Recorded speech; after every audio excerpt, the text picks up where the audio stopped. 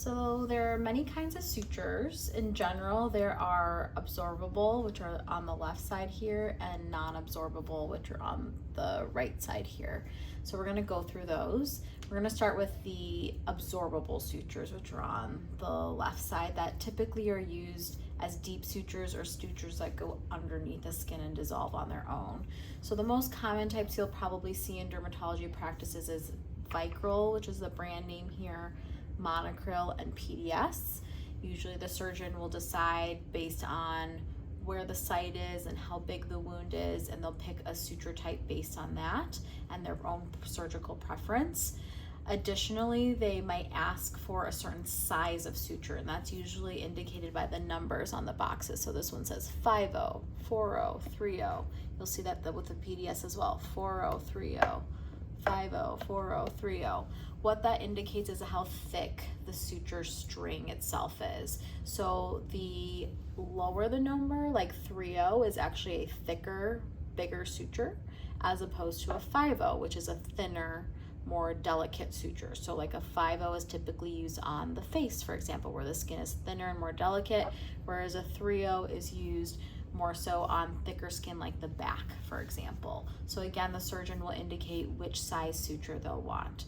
Additionally, they'll ask about the needle size as well. That's the second sort of number on the box. So that's this P3 that's listed here and here, which are both the same size. You can also tell what size it is because it says the 13 millimeters length of the suture.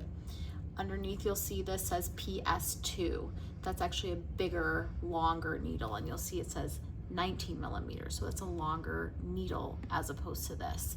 These longer needles are usually, again, used in thicker areas, but the surgeon will indicate whether they want a bigger suture, such as a PS2, or a smaller suture, such as a P3.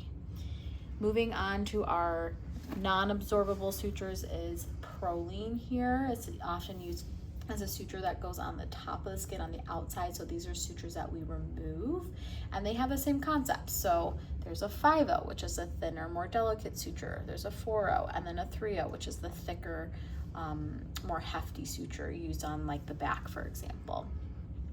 Lastly, we have sort of a special suture, which is an absorbable suture, but it's used oftentimes on the outside of the skin, like prolene, but these sutures we don't need to remove because they are absorbable. They basically like fall off, melt away on their own.